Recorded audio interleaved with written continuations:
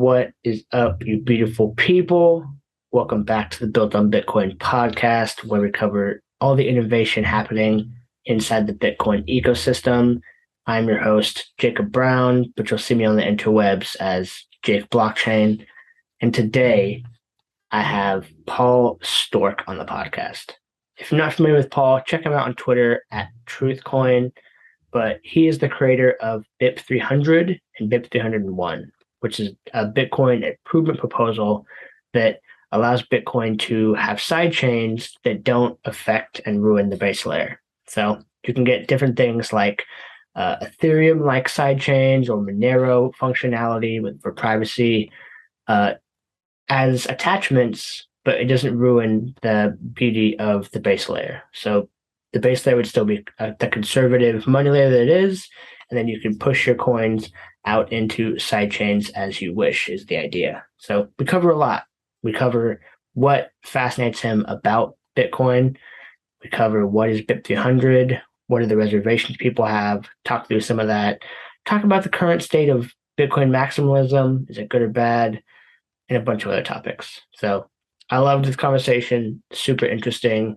This is also the first official podcast in my new direction, moving away from just being stacks focused and going to Bitcoin innovation proper. So starting with Paul, but you're going to see everything from Lightning to RSK to more stacks and beyond. Before we jump in, just a quick word from our sponsor. We all know Bitcoin is for the innovators, the revolutionaries, and the builders looking to build a better world for themselves and for the next generation. We also know the saying, the best time to plant a tree is 20 years ago. The next best time is right now. The same thing applies to building on Bitcoin. If you want to come build with the most active developer community building new use cases for Bitcoin, then it's time you make the leap to learning Clarity. Clarity is the Stack's smart contract programming layer, which enables us to work on DeFi, smart contracts, and so much more, all built with the safety and security that comes with Bitcoin. Start today by going to start.stacks.org. Start.stacks.org has a 5-step journey that will take you from complete Stacks novice to teaching you Clarity all the way to finding a job with a Web3 Stacks startup. Don't wait another month, year, or decade waiting to get involved in the Bitcoin ecosystem. Start building on Bitcoin today. Go to start.stacks.org to start learning and building today. So without further ado, let's cue my amazing segue music and jump into this podcast with Paul Sztorc.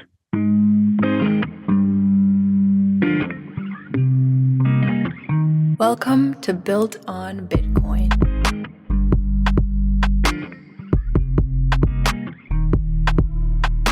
Paul, how you doing today, my man? I'm doing good. How are you? I'm very good. I'm excited for this conversation. Up to this point, just for some context for you and people listening further, I've been a Stacks podcast up to this point, and now I'm expanding into Bitcoin proper. This is the day that it's like you are number one. So that Stacks podcast. This is over. That's right. Bitcoin's the thing. That's in the past now. So you're the inaugural first guest of the Built on Bitcoin, focusing on Bitcoin innovation and all of its facets. So that's kind of my niche on life. That's right. I feel good. I feel really good. And you were interesting because as I've been going through my journey, you kind of see like fringe-ish things around Bitcoin that don't get the love they deserve. And like as a Stacks person, you definitely feel that too. And as a Stacks person, everyone in Bitcoin has been very welcoming and supportive. 100%. Yeah. Bitcoin maxis are just like really nice Walmart greeters. It's like that's really easy for me to believe. Yep. So you felt like a natural to transition to this. There's a lot to talk about. And before we jump into any specifics of what you've been building and Bitcoin maximalism, because it's the hot topic right now, I'd love to hear not how you got into Bitcoin, but what fascinates you about Bitcoin. Well, I think really it's an abstraction that you can own. So it's kind of like people can own like Google.com, like they own the name, but money itself is already pretty fascinating, right? It's like this persuasive force. Like you can just like announce, oh, I'll give $1 million if someone can bring me a shirt or whatever, like a tray of banana, and people will do it. Like it's like this magnetic field that you can cast on people to get them to change what they do with their lives. Like people go to work every day for money and they toil away. And so money is pretty fascinating as is. And so I guess this whole point is now called the digital scarcity idea, this idea that you have all the benefits of something that's digital. You can copy and paste it. You can send it around the world. You can back it up in the cloud. So digital stuff is great, but it's a digital thing that you can own. And that is, that's pretty cool. More directly, though, I did get into Bitcoin by reading the Silk Road article long ago. And I was like, oh, regular people are using this online to buy drugs. And so I was like, it's only a matter of time before it conquers the entire dark part of the economy, which I studied economics. So I knew that it was actually like $10 trillion a year, like huge, second largest economy in the world, was the entire black market of the world. And I was like, once it does that, it will just start gobbling up these smaller and smaller nations that have these terrible banking, central banking, monetary policy governments. And it would just gobble them up. And then I just thought, I don't see why it would ever stop. It would just take over the entire planet. So I was like, it was like part selfish also, because I was like, the potential is there. It'll be like the internet and it'll just crush everything. So what's not fascinating about that? I mean, that's pretty fascinating, objectively, I would think. I would say so. It's also interesting because money is a interesting. It does give you a lot of power. Like you can capture labor in some sense, and then you can also get things done on the other side. But you also, in your definition, you expanded it to more than just money, and you went to digital scarcity, that's a nuance that I think, coming from more of a Stacks Web3-ish view, a lot of Bitcoiners don't seem to hold. Like they don't see the value in NFTs or really securing these tokens on the blockchain for anything besides money. Well, but the NFT is like, because it's clearly the losing side of the argument, right? Like if you think about it, the NFTs, it's clearly working with regular people. Like, are they a good investment? I mean, almost certainly the answer is no. But people like I can give you a lot of examples so we have stuff like Pokemon cards, baseball cards, etc. But I had a friend he would go to the movies and he would he'd save the ticket stub of the movie, and he had this big wall in his bedroom growing up, and he filled them up with the movie ticket stubs, which is like, he like collected the ticket stub. It was like a proof that he had seen the movie, and it told you about his life, and it was like a thing in the room. And this is a completely normal person. This was not like a technology early adopter, whatever, like entrepreneur, scientist type person. This was like a very normal person. And so that's just a normal thing. It's a completely normal human thing to do.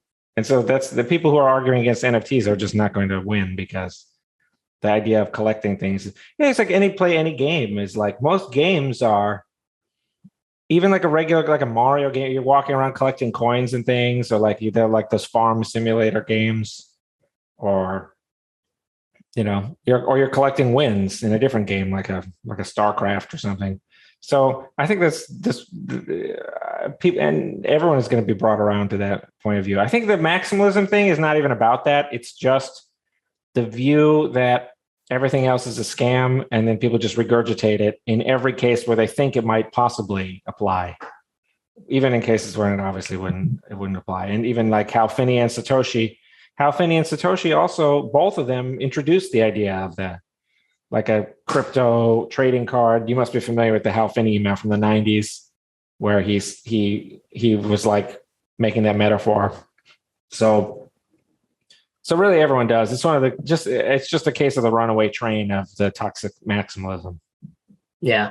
The collectible example seems, that one's pretty easy to understand. I think that the one that's more eye-opening to me is that once you have these kind of protocol standards attached to this, you can do different things besides just kind of like store it in your little box and whatever. And I get kind of the maxi point of view of like decentralization rules all, because as you go off that spectrum, you're going more towards database. So it doesn't make sense to have a blockchain for things that don't matter or trivial in their perspective. But I think I see that as a spectrum in my perspective. Like you have the most decentralized, which should be money, and then you have databases that and are even the like unlimited block size blockchain with an unlimited block size would probably be superior to a database that has unlimited read write potential anyway. So even in the extreme case, a blockchain would be superior. In what way? Just briefly, like why do you think that's better? What first of all, what do you lose basically? Because if it's the centralized database, then someone is just going to pay, and they're going to have their own optimized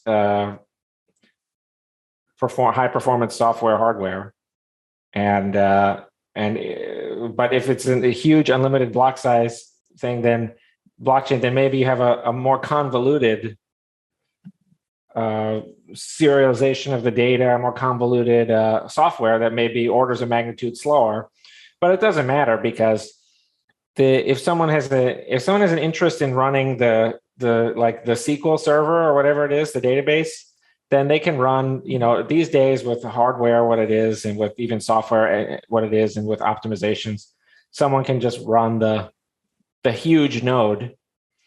So a huge blockchain with one node is very similar to the SQL Server thing at this point, because I don't believe that the performance hit, and something that would be very niche, like selling Bruce Springsteen tickets or selling movie theater tickets, you know what I mean? Like there's not going to be like a significant performance difference between the two. And so first of all, you lose basically nothing, but you gain quite a bit because you really do have the not your keys, not your coins situation, and your property really can't be taken from you, absent the 51% attack. Okay, interesting. So you gain a lot. You still can use SPV validation no matter what the block size is. So people gain quite a bit. The real question there is like if it's authentication, like if people want to authenticate with keys, because as we know, people lose their keys. And it's not, today we have the forgot your password email link, which I think someone should invent like a parallel version of that. We could do that where you have like a one of two multisig, and one of them is just stored with some guy. And this would be totally inadequate for serious people, but for a regular grandma user, like you say, a Spectrum would be fine. I like that. It's so funny hearing you, because it just seems so practical in the way that you're suggesting things. And before we go into BIP300, I want to touch on the current kind of maximalism news that's been having its heyday in the past week. And it seems to me like the big debate, I know you've been under a rock. The big debate to me seems to be about a part of it's fighting over intellectual debates, but it seems like oh shit, I lost my point. Well, one thing that happened, I'll tell you, is like there used to be like super smart people producing a lot of great ideas, and then those ideas have filtered downstream to like what I'm going to say the second class, and now a lot of the first class people, like I'm talking about, I guess I'm talking about like Udi, and maybe like he was the originator of many great ideas, as you may know, and then he flips, and now he's fighting against his former students. So it's kind of like whatever, Darth Vader fighting Obi-Wan Kenobi or something. And that's basically how it's going down, because there's too much stasis now in Bitcoin. So the people who are smart and generating new ideas have nothing to do. And there's a big superstructure about like whether or not that's a good thing. And but it's assuredly a bad thing. Yeah, I think having smart people leave is the worst thing. Totally. And one of the things that seems to be, it kind of gets focused on, Udi's doing it, about what's the actual best way to attract new Bitcoiners. And that seems to be lost on the maxis, where it's like you either get it or you're an idiot. And they're not really speaking to the person who's newer-ish. This is a But in the past, there were no genuine competitors to Bitcoin at all. So it really was the case that anyone who studied it long enough would learn that. Now, smart people in the past knew that. So you had some interesting characters, including like the Nakamoto Institute guys, including like Daniel Kraywitz and these other people who have since like kind of gone crazy. But then there was also this character, Mircea Popescu, whom a lot of people have imitated. And he was this guy who was just 100,000,000% convinced that Bitcoin would crush everything in its path and that it would be the unmoved mover, like no one would be able to change it. And so he was like an ardent small blocker. He maintained his own version. He thought that Bitcoin should stop upgrading. He was the original like ossification guy, and he goes way, way back, years and years. And now people are trying to imitate him. Also, Nassim Taleb used to do this as well, where he would just bully people on Twitter. And that was the gimmick. It was like for engagement. It was like, it doesn't really matter whether or not. It was like a Jenna Maroney type of a thing from 30 Rock or something, where it's like, it doesn't matter if any of this is true or not. It's just for publicity, like a kind of a weirdo thing like that. So people have started to imitate that. But since those people were never smart enough to figure it out why it worked in the first place, they now just they keep regurgitating it. But I don't know if you had a more specific question about how that works. I think it kind of dovetails into maybe how the catalyst for BIP300 came about, but no, it actually didn't at all, because I came up with BIP300. I came up with the idea behind BIP300 long ago because I had this prediction market idea, like a really long time ago, like 10 years ago, and I was like going to try to figure out if I could get it to work first, and I got it to work, but it involved all these things that were so alien to Bitcoin that I knew you could never really add it to Bitcoin, like in a soft fork or something. It would be like so bizarre if you did, like it would just be weird. So the idea of the sidechain was like kind of being invented at that time, but I had to, in parallel, I just had an idea and I just said, listen, I'll make I like kind of independently invented a couple of things where I said, like I have this other blockchain over here, and we'll just have this person, this oracle, very similar to what Blockstream eventually called this federated sidechain, which is a terrible phrase, bordering on fraud. But I had a very similar idea before then, long before. This was even before SegWit was a thing. And the idea was it would watch as people deposited coins. It would send them to the oracle. The oracle would credit them. You could write the software to credit them over on the sidechain. So it was very much a layer 2 type of a thing. And then when people wanted coins back, this oracle would sign the withdrawals.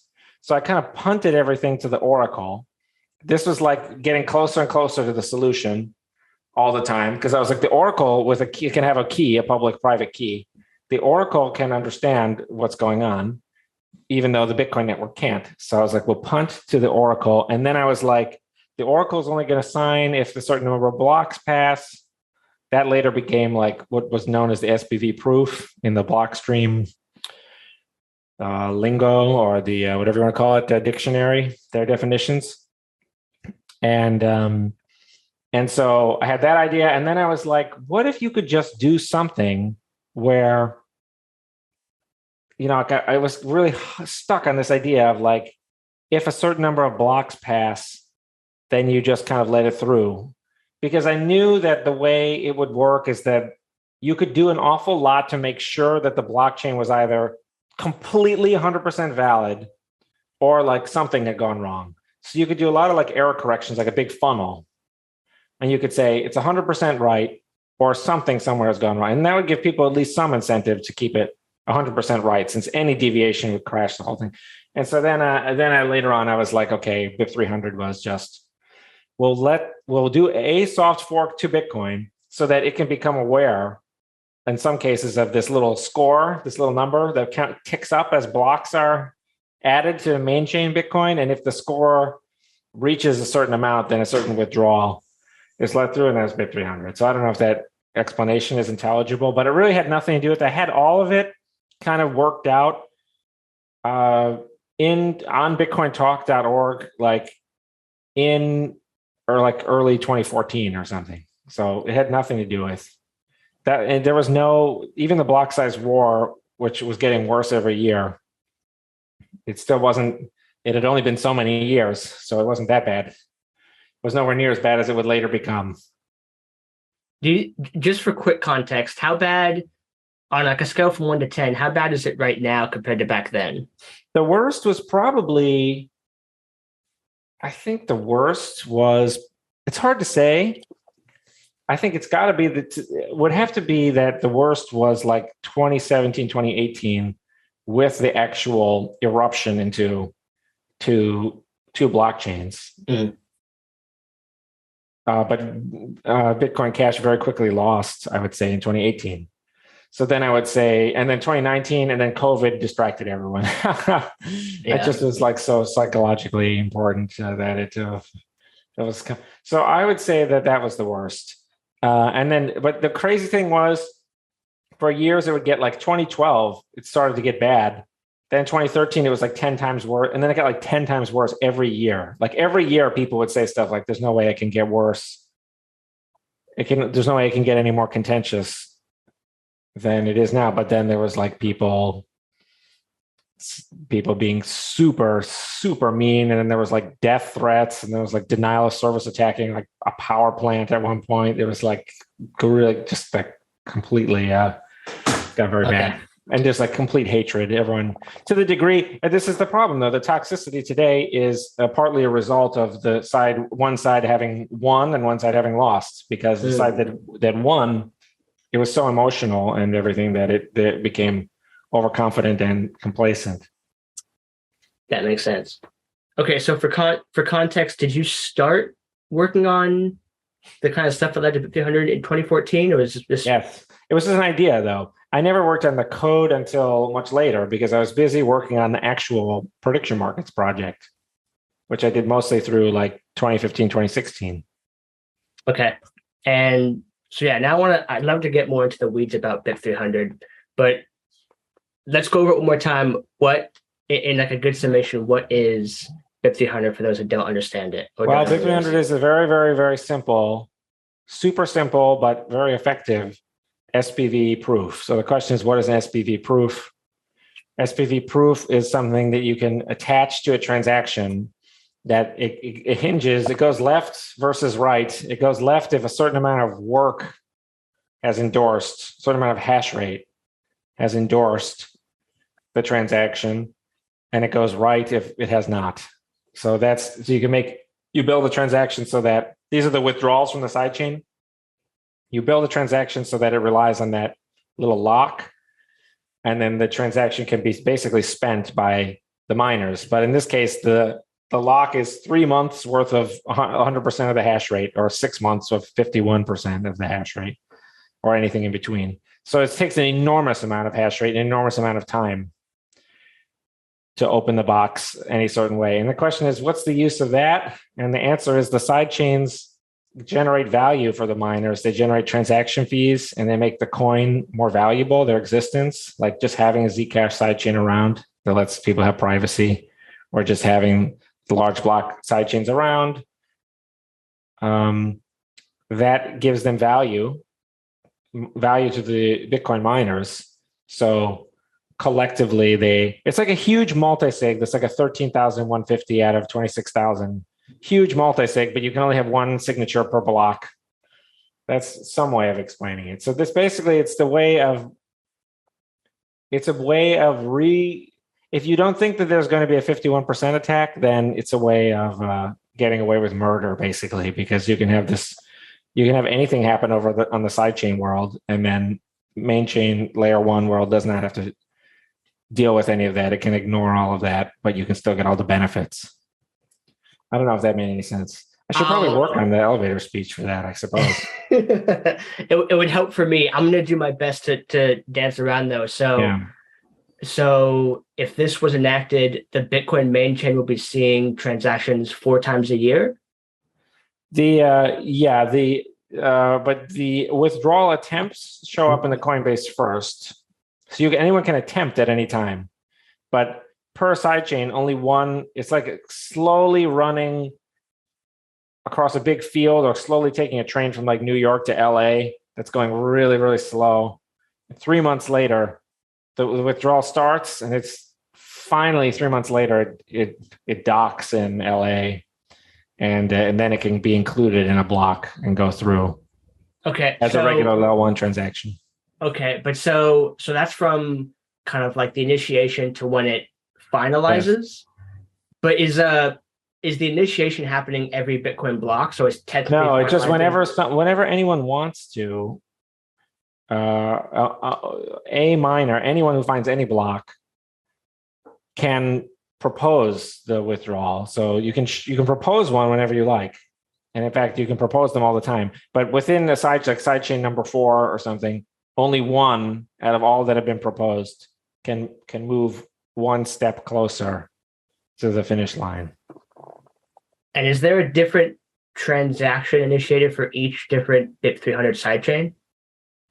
Yes, because they're separate. Okay, so if there's I saw one video where you were giving examples of like Zcash, Monero. Yes, you can do it. Different. So you could fork stacks, remove the token, and then these would all be individual depending on the activity of the network or interest in the network. Yeah, the key revolution of sidechains or of BIP300, however you want to think about it, is one of responsibility. So right now, we have a weird situation where no one is responsible. So what I'm getting at is each sidechain kind of like has its own little CEO, the benevolent dictator developer who runs the project, but that person is accountable to the actual users. Because if no one sends any coins there, then there's no coins on the network. So the network may exist, but there's no one there. So it's like opening a store and it has no customers. But what you don't want developers to be accountable to other developers. That is a huge mistake.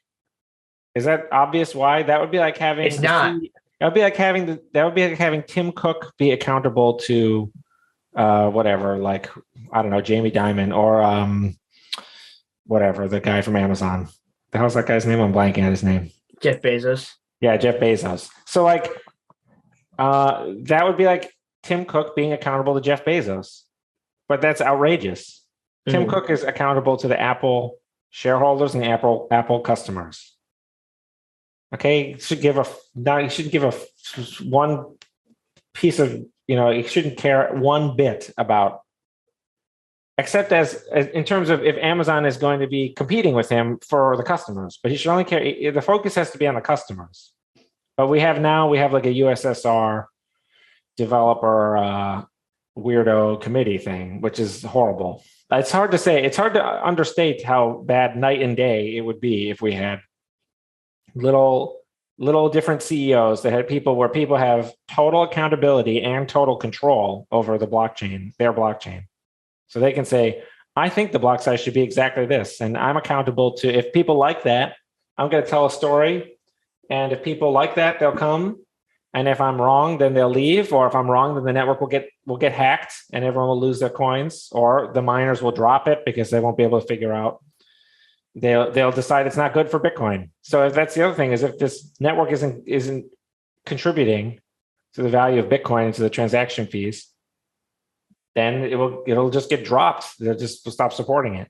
And that's a good thing, because this keeps everyone aligned, which is exactly what we want. And we don't want a situation where basically whatever it is, like Tim Cook can tell Jeff Bezos that he can't do something, or vice versa. We want them to hate each other. It's actually much better if they hate each other and they constantly frustrate each other because each is working harder and harder to please the customer. You know what I mean? Then you have someone else, the what are those people? The Walmart people. Mm-hmm. So we ought to have all that. We want to have all those people who hate each other, instead of today we have a thing where everyone has to agree with everything, and everyone has to reach a consensus. The truth can't be found by consensus. You have to have advocacy, like we have like a defendant and a prosecutor, and you have to have a confrontation. Okay, so in this The truth example, can never be found by consensus. Consensus is good for a blockchain, but it's very bad for humans. Consensus is like North Korea or like 1984, and it is a nightmare world. Okay, so in this example, the users that Bezos and Tim Cook are fighting for are BTC Owners, yeah. globally. You keep your coins on layer one, where it's going to be really, really conservative and really safe and a very ossified, small block size. You keep your coins there, and then you have the option to go to any sidechain or none whenever you want, and possibly never. And God bless you if you pick never. They have to entice you over. They say, listen, send the coins to sidechain number 3. It's got a Zcash mixer or whatever. You know what I mean? So people say, okay, listen, with 5% of my coins, I'm going to give it a try. Or with $5, a minuscule portion, I'll give it a try. And then they decide if they get more comfortable with it, they give it more of a try. The same way you would try out a new restaurant or anything. See, can you imagine how absurd it would be if 2 people opened a restaurant and both of them were accountable to like whatever The Cokes. Vladimir restaurant, which is like 5 streets away or something, and everything had to go through that one person? That would be absurd. But that's what we have, except copied and pasted and stamped out into all the altcoins. Every chain is a kind of a totalitarian chain, and this is a kind of, we don't have anything that celebrates the dissent, which is the sidechain dream. So I want to make this practical for people and myself. If you fork Monero, let's say, and then we put it as a bit Monero, and I start to move my BTC over there, what does that look like practically? So I merge it over. What's sitting on bit Monero now? Bit Monero would be a modified version of Monero where the blocks never mint any new coins at all. So the only coins that are created show up with deposits. And also I invented this other thing, blind merge mining, which I think you're crazy if you don't use either merge mining or regular blind merge mining. And there's really no controversy. I think almost everyone agrees with me that merge mining and blind merge mining are mostly the same thing. The controversy is about BIP300 and people not understanding it at all, which we can get to.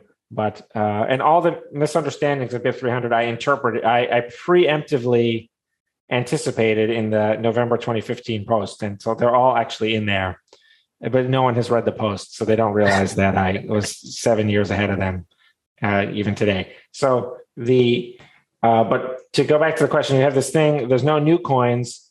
It is much more like a lightning node, or very much a layer 2, where the software is there watching each Bitcoin block. In the software we wrote, it doesn't even do anything unless it can connect to a Bitcoin full node. It won't even, because it doesn't know what time it is because of the merge mining.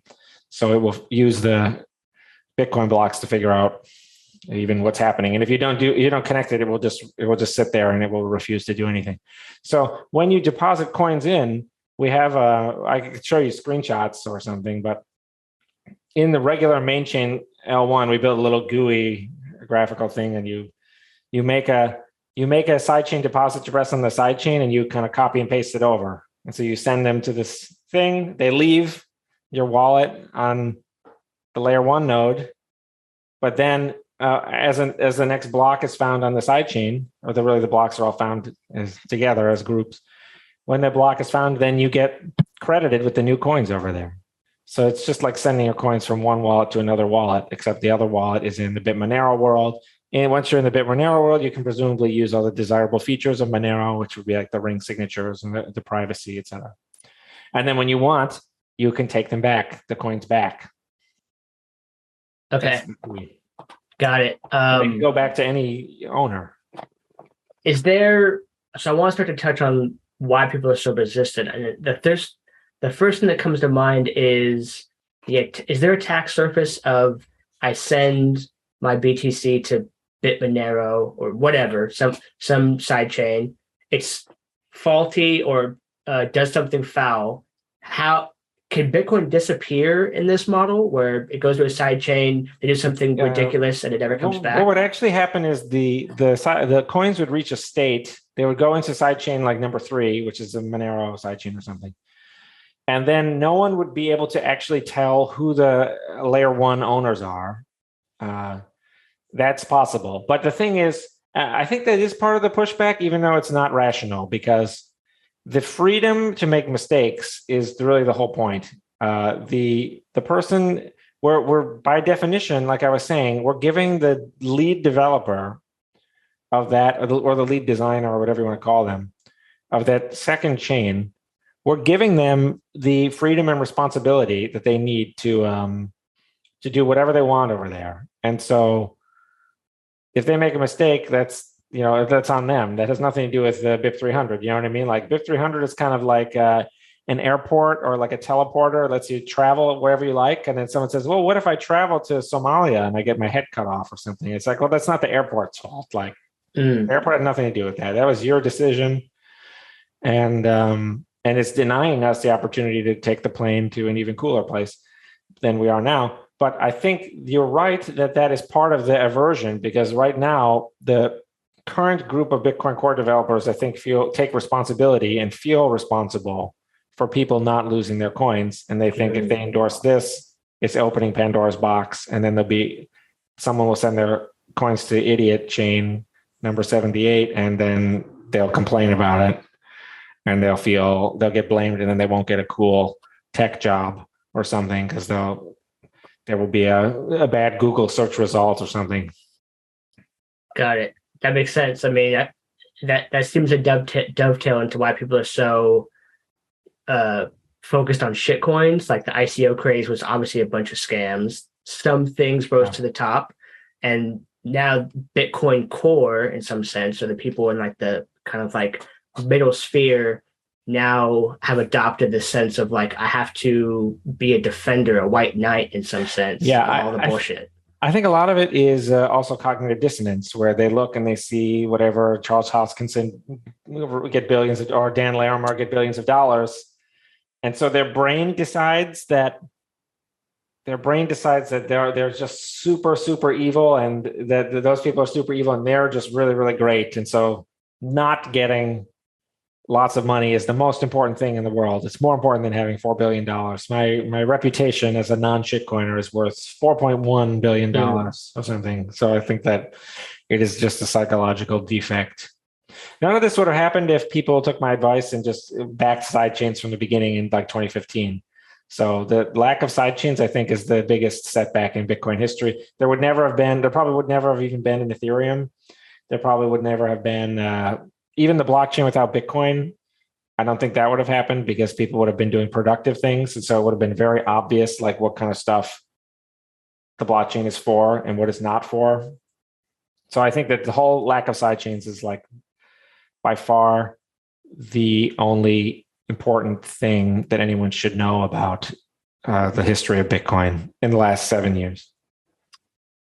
Got it. You don't think, because people talk about how Bitcoin is money, like that's its stated goal, it's all it's optimized for. You don't think if it was adopted back then, Bitcoin would change irreversibly? I think that's another fear that people have, is that once you bring it that close to Bitcoin, the narrative changes irreversibly forever. Bring what close to Bitcoin? The ability to attach sidechains in this easy fashion muddies the brand. Yeah, the narrative. No, that narrative would have improved. Well, layer 1 would have been like, this is the conservative zone where nothing changes, and this is like the ultra conservative bank, and all the other stuff would have been optional stuff. And they would have people would go on stage and they would say, like the people who are today toxic. This is if they would have jobs at all, which is doubtful, because the sidechain is also a firewall. It protects the projects from each other. So they have their own zone, and we don't tell them what to do over on their restaurant, but they don't tell us what to do. And then in layer 1, no one tells anyone what to do, because basically nothing happens. So the sidechains also firewall everything. And so there's no need to have people try and prevent Bitcoin from changing because it would already never change. The layer one would never change again. So a lot of these people would be out of a job, which is ironic because those people also criticize. They say the only reason this altcoin person is shilling is because they want a job out of that. So that's an irony. But those people, if they still had jobs, they would go up on stage and they would say, listen, Bitcoin's great. We got this. We got Bitcoin Beach. We got El Salvador. And they'd say, we got this genius kid, Vitalik. He's doing smart contracts on Bitcoin, which goes back to Nick Szabo. They would the whole tune would be different. And it would all just be, it would be including all these. There would be no fighting over Jeremy Rubin. There'd be no fighting over whatever, Turing Complete, ZK snarks, all that stuff. Bitcoiners wouldn't have to pretend that they're not impressed with ZK snarks right now, even though they were until Zcash, they were very, very impressed and excited about them. And then until Zcash became a thing, and then now they hate them. And then, so the whole thing all of it is just cope. And none of that would have happened if we had sidechains the whole time. But the question was, if we had moved it in the past, it would change Bitcoin's narrative away from being money. I think no one would doubt that the coin itself would be money at all. They would say that, but there's different pieces of software. So you see, just as there's different altcoins today, there would be different sidechains, and they'd be very different. They'd be as different as, PowerPoint is from Microsoft Word or something. And then someone would say, is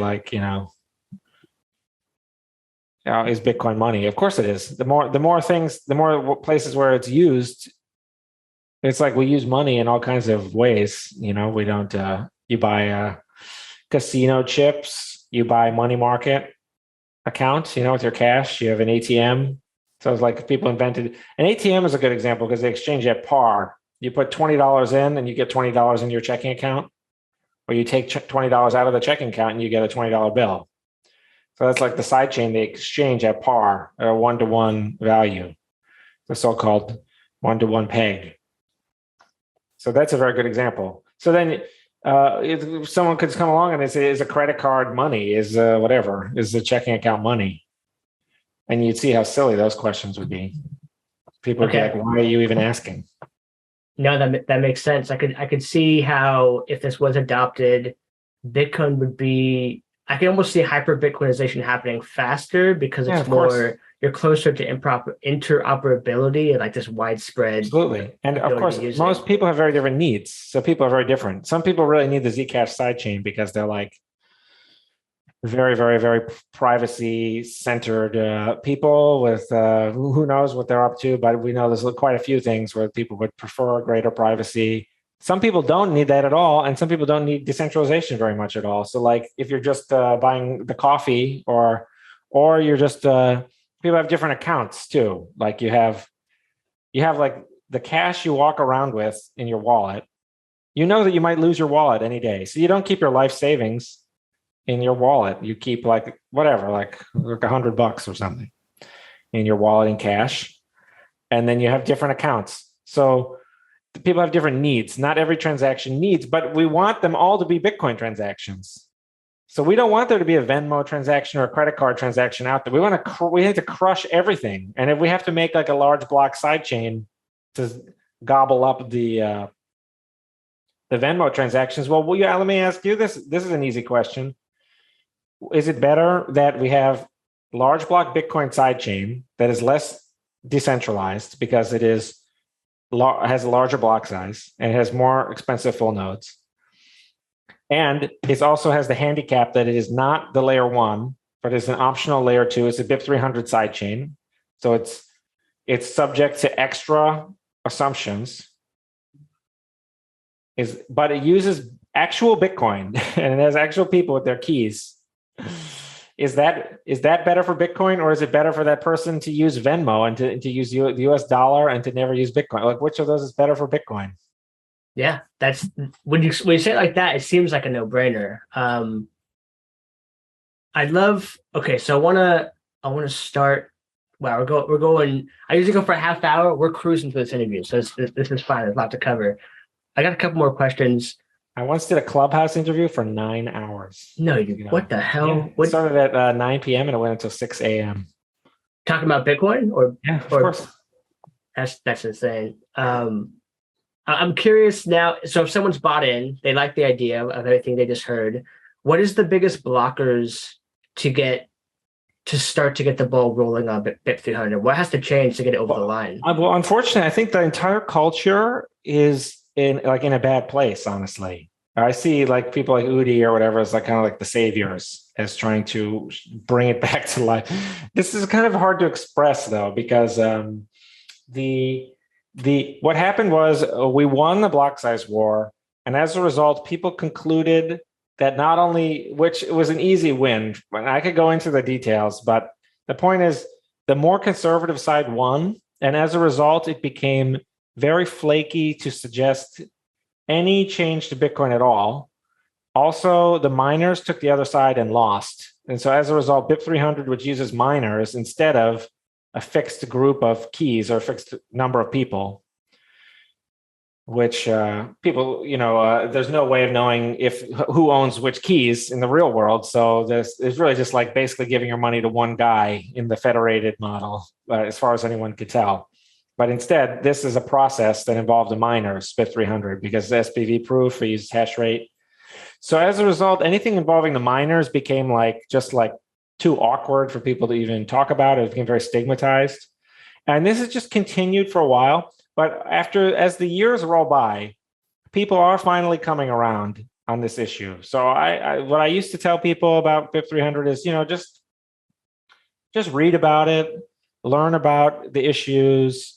I have a big YouTube series, and just try and just talk about it with your friends. Bring it up and just get the idea into the Overton window. And I still think that that's really what is needed, is for more people to just, you can't wait for me to talk about it, because the other thing is the process for getting something through Bitcoin Core is actually very miserable.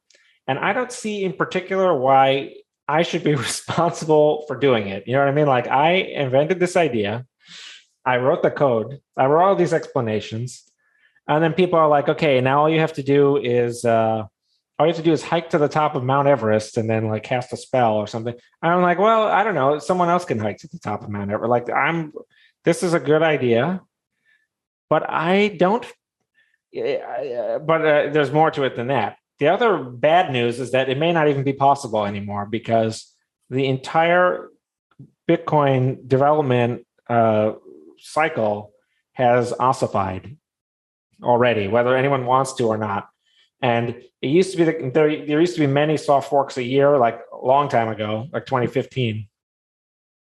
But now, since then, there was only SegWit, which took from basically the end of 2015, which was kind of it was decided on via the Scaling 2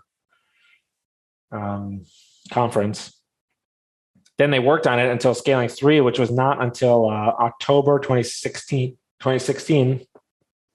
Excuse me. And then it didn't activate until August 2017, as you know. So that took a while. Since then, there's only been Taproot, which was November 2021. So that's basically another 5 years. And now people are just not in the mood for this type of discussion. Even the Taproot thing, it was miserable to get people to even begin to talk about activation.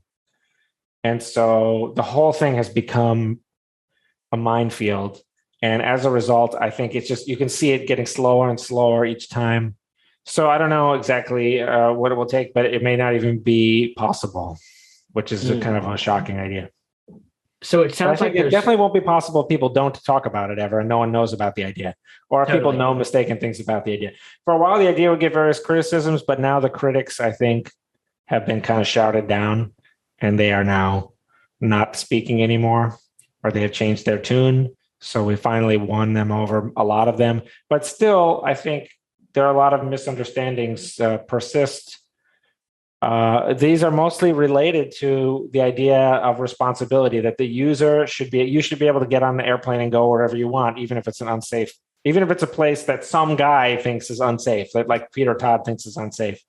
Well, you can listen to him and decide for yourself.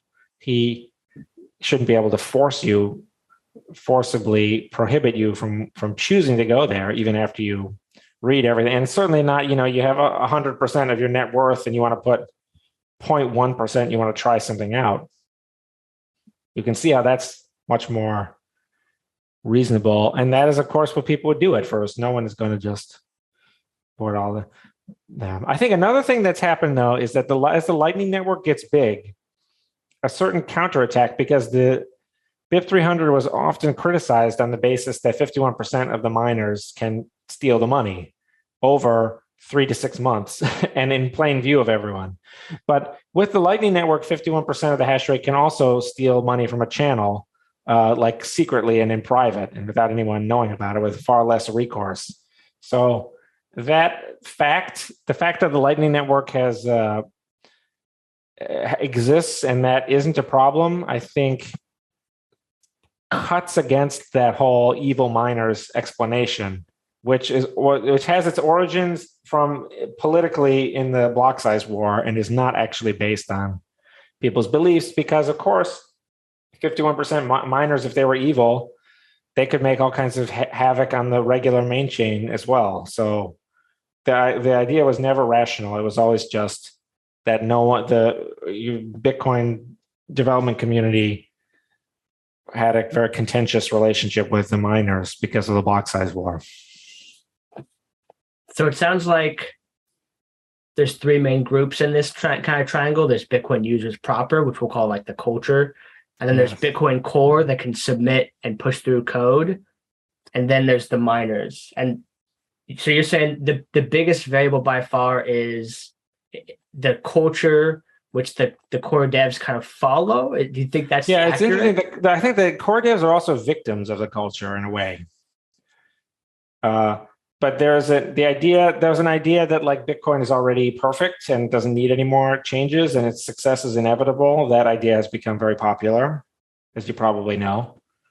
So there's a lot of people who just say that the project is pointless because they say Bitcoin's already perfect and you just need to get on board, and no one needs any of these side chains because 21 million is the thing and just number go up. And so we don't need anything. There's a lot of strength in that argument, but I think it's just not good enough because in particular, one of the things sidechains do is they allow you to ossify layer one forever and to make that promise in a way that is credible. Because before you just say, listen, we're never going to change it. But then we did change it because SegWit was a mandatory block size increase from 1 to 4 megabytes. So it was a soft fork in the sense of being backwards compatible, but it was a hard fork in the sense of loosening the rules, or what used to be called an evil fork, because it was a mandatory block size increase from 1 megabyte to 4 megabytes. And it also introduced a perverse incentive where transactions take up more space, but they're charged a lower fee. In particular, the P2SH SegWit, which were much bigger and charged much less. So we already like made it worse, basically. And then, of course, this new trend of we have more and more address formats. And then the Betch32 is broken, so we'd have Betch32M. And eventually we're going to have a one address format per person on the planet Earth. And, it's like torture, I think. Not necessarily So even if you're this conservative person who thinks that none of it should change, you've still already been betrayed, and you would want to look for something that would wall everything off, which sidechains would also do. BIP300 would also do. It'd be the one change you would make, and then you would never have to change anything again. So that also would be great. Yeah, I find this super fascinating. I'm curious. So I like to end on kind of a forward-looking high note. So in this scenario, I'm imagining BIP300 gets adopted, and let's look at 3 to 5 years out, which is like 70 in crypto time. What does Bitcoin look like if that was the reality in 5 years? Well, it depends, but I think the big thing would be the toxicity would be over, actually, because there would be no need for these people to block changes because the sidechain world would already be blocking the changes. They would already be like walled off. So there's no need for the defenders of Bitcoin. So because it would already be defended perfectly. And so people would instead be building new things. Another key thing would be like, you wouldn't have to It would be less bureaucracy because you wouldn't have to defend your idea to anyone except the customers. So you wouldn't have to explain like how it works or why it works. Someone could just have an idea. They would just make the side chain. I think, the idea behind, I think it's too late now there used to be a vision that sidechains would just kill off the competitors. But now I think we will have what's kind of like a two-party system for a while where we'll have like Bitcoin and ETH. But I do think that all the other ones would be stomped out. I don't know why you would still have other coins, and we'd have like a kind of a bit assets NFT thing sidechain in the Bitcoin world. So that those would still live there, but they would live in a way where it was clear what their status was, as they're not money. They're sort of second-class citizens. You pay for them with Bitcoin. You pay the transaction fee in Bitcoin.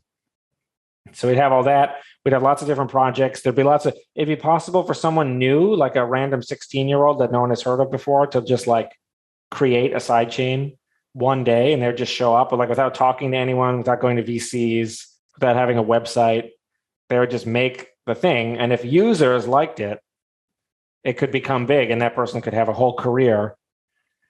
They could have a huge career, like just making the thing with no kind of all this other stuff that I think is mostly BS of like having to like start a company and whatever to make whatever it is, Polkadot or some crap. So you wouldn't have that. You have much more of a focus on building. And then I think it would reunite a lot of different people. Like you had people who were just the kind of promoters, like a Roger Ver type of a person, like who would like make billboards and things, who would like a marketing type person. Those kind of people would kind of come back. Definitely, I think the toxicity would be the biggest difference, and people would be constructing things, and developers would lose quite a bit of status as well, believe it or not, because they would be like competing television channels, whereas today there's a total monopoly. Each developer is like a tyrant, and they run the project they rule with an iron fist, and no dissent is allowed. And some pretend to discuss, but it's just no different than the king talking with like 4 or 5 oligarchs. You'd have real competition. So if someone makes a project, it would be really more like open source software where someone makes a project, and if you think one single line of code should be different than what it is, you can make a new sidechain. I don't think that would happen very often, because I think the threat of it happening would be enough to keep everything focused on the end user. So it'd be like an Apple thing as well, where the user experience would start to improve. We'd probably have no addresses, because does anything really ugly and too techy. The other thing is there'd be no, like, people wouldn't want to do anything like technically impressive just to impress other developers. They would just do stuff that works, and it would all be focused on the user. So there probably would be no addresses. I don't know exactly. Someone would invent something cool the same way the seed phrase was invented. They would invent other cool stuff for like UTXOs so that people could figure out things like fees. Probably every fee would probably go down because of horizontal scaling. So if there was an idea and one blockchain number 6, sidechain number 6, that was really good, you could just copy and paste sidechain number 6 and start a new one. You don't need to raise the block size. You have basically an unlimited number of horizontal space and new blockchains that are the same. So all the fees would be very low. The total amount of fees collected by the layer 1 miners would be high, because they merge mining, they all go to the same group. So those would be some pretty big changes. I think also people would reunite. It would be like, there wouldn't be the infighting. There's a very good essay by Gwern called Tech Holy Wars. I think it's called Tech Holy Wars Are Coordination Problems. It's very short. Everyone should read it. And it's excellent. And we would have, there would be no infighting, I think. It would just be like Bitcoin and Ethereum and then nothing else. And both would be different takes on the same thing, I would think. Because even Ethereum is now doing like sharding and ZK rollup type. They're also doing a very similar thing. So we'd have those two, and it would all just be Bitcoin versus Ethereum in the crypto world, and then crypto versus the banks and versus everything else, versus ICANN versus Facebook and everything. So in the real world, so I think it'd be a lot better. But unfortunately, I don't think it'll be. I think it'll take still years. I mean, it'll take a long time. I think this is all the culture is messed up, and the developer priorities are also messed up. Like, it's not true that developers decided, like, they heard about this idea in 2015 or 2017, and they decided, you know what? Let's change what we say is important away from Taproot, which is a technically impressive thing, but which users don't want, because you can look at the numbers and you can see that basically no one uses it. We're going to change that to something that we know that some users want the large block size. And we know that some of those users are okay with SPV validation. So even though we don't want it, even though we don't think it's a good idea, like a parent listening to their child, and the child says, I want to go to snowboarding school or whatever. And you could say, I wish they would just go to skiing school, or I wish they would, whatever, take French. But you say, you know what? It's the wrong thing to do. Keep someone prisoner here. And they'd say, well, make it possible for you to leave. We don't want you to leave. We don't agree with the choices, but you say, we respect you as the user, as the sovereign user. But I don't think that's going to happen anytime soon, unfortunately. Yeah. I think it is slowly happening. People are slowly coming around to BIP300, though. I think maybe we have to get that meme going that BIP300 is really like pro-user at everyone else's expense. It's and that is why that's its real justification. Well, I hope I'm doing my small part to get the word out. It seems like it's just, you want to experiment and get the best ideas out there in the free market, and so it seems like a natural progression to try that out. Well, this has been fantastic. For people that are curious about BIP300 or want to follow you, where's the best place to follow up? Well, there is a drivechain.info, which I think I have BIP300.info also, but drivechain is BIP300 plus 301, and it's just easier to break them into two BIPs. One thing is you could read the BIP. A lot of people don't do that, but the people who do read the BIP quickly get over their anxieties, because you see it's just a little Post-it note with a number on it. It just counts up to 13,000, basically. If you're a technical person, that is. If you go to drivechain.info, I have actual software that you could download and run, and that's a great way to learn about what's happening, because you could see it happen right in front of your very eyes with test coins that aren't real, that you don't have to buy. And there's also a YouTube playlist where I put all the stuff about drivechain, so I'll put this in there probably. And so I have lots of stuff, presentations, interviews, panels, and things over the years. And debates. And so, yeah, you can watch all of that. And that's like over 30 hours of stuff is there. So that's the best thing if you want to learn more, is the drivechain.info has a lot. There's also a Telegram group, t.me/DC Insiders. That's a Washington, D.C. joke. And those are the things that you can follow me on Twitter. I'm Truthcoin on Twitter, TRUTHCOIN. Perfect. And I will I'll put all the goodies down below for easy access. But man, we covered a lot. Paul, thank you so much for taking the time. This has been fantastic. Cool. Hey, my pleasure.